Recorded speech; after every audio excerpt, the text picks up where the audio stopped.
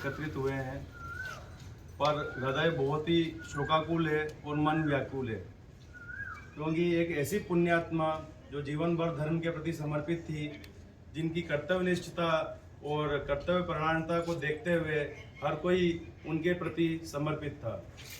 ऐसे जयप्रकाश जी रावल वकील साहब, जो हमारे आदरणीय अंकल जी रहे हैं, जो हमारी प्रभात फेरी और सुंदरकांड के प्रेरणा स्रोत रहे हैं।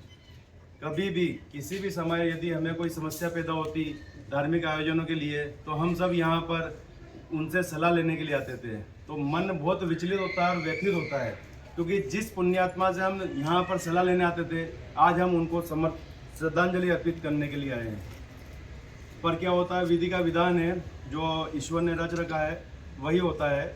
और जयप्रकाश जी रावल जो हमारे बीच आज नहीं रहे, आदरणीय अंकल जी, वो सिर्फ ओदीची ब्राह्मण समाज के ही प्रमुख नहीं थे। वह जानकी रामायण मित्र मंडल जो डिकेन में चलता है, वर्षों से उसकी सक्रिय भागीदारी के रूप में उन्होंने एक सशक्त हिंदू समाज को वहाँ पर खड़ा करा था। और वहाँ पर सारे साहित्यिक सांस्कृतिक कार्यक्रम जब होते थे, तो वह यहाँ से वहाँ जाकर उसमें सहभागिता लेते थे। और उनके बारे में ऐसा बताते हैं कि जब वो डिकेन में गए, तो डिकेन में जब वो चले जाते थे, तो सुबह के समय अगर वो गए हैं, तो हमारी आदरणीय आंटी जी उनका इंतजार करती थी कि अंकल जी आएंगे तो साथ में भोजन करेंगे। पर अंकल जी वहाँ धर्म के प्रति इतने समर्पित हो जाते थे कि शाम को जब आते थे, तो उनसे कहा जाता था परिवारजनों ने कि चलिए भोजन तो कर लीजिए। बोलो भोजन तो हो गया मेरी 2 जगह।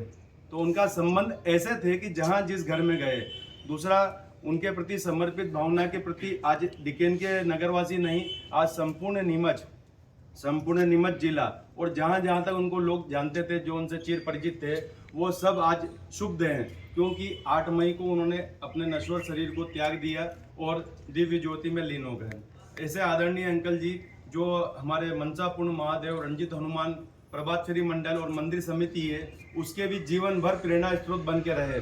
जब भी कभी धर्म परायणता के प्रति हमें आवश्यकता लगी अंकल जी की, चाहे वो तन, मन और धन, तीनों ही प्रकार की जब हमें आवश्यकता लगी, अंकल जी ने हमारा बहुत खुले मन से सहयोग प्रदान करा। और यही उनकी शिक्षा संस्कार रहे हैं कि उनके पीछे से जो कुनबा वो छोड़ गए हैं, वह भी धर्म के प्रति बहुत समर्पित है। उसका एक उदाहरण आपने तीसरे का उठावना जो करा था, उसमें देखा होगा कि आदरणीय अंकल जी की स्मृति में मंदिर के प्रति उनके जाने के बाद एक राशि का गुणगान नहीं करना चाहिए, पर एक ये हमारे प्रेरणा स्रोत इसलिए कहना पड़ रहा है, 21,000 रुपये का दान वहाँ पर निकाला। तो ये जो परिवार पीछे वो छोड़ के गए हैं, वो भी धर्म के प्रति कितना कर्तव्यनिष्ठ और सशक्त होकर हिंदू समाज के प्रति समर्पित है, ये उसका एक अनूठा उदाहरण है। आदरणीय अंकल जी जीवन भर हमारे साथ जुड़े रहे, और जुड़े रहने के बाद अंतिम समय में जब वो विगत 2 वर्षों से अस्वस्थ चल रहे थे, तो अंतिम समय में भी उनका जो स्वास्थ्य धीरे धीरे गिरता जा रहा था, पर उनका अद्भुत साहस और संयम एक हमारे लिए प्रेरणा स्रोत था। उस समय में भी वो डरे नहीं कि मेरे को क्या हो जाएगा। हमेशा वो यही कहते थे कि सब चीज़ों का ध्यान रखना, परिवार वालों को समझाते थे, घर का ध्यान रखना, सनातन का ध्यान रखना, बच्चों को, पोते को। आज आपने पोते को देखा होगा, ऐसा कोई सुंदरकांड नहीं है जिसमें वो उपस्थित नहीं रहता है।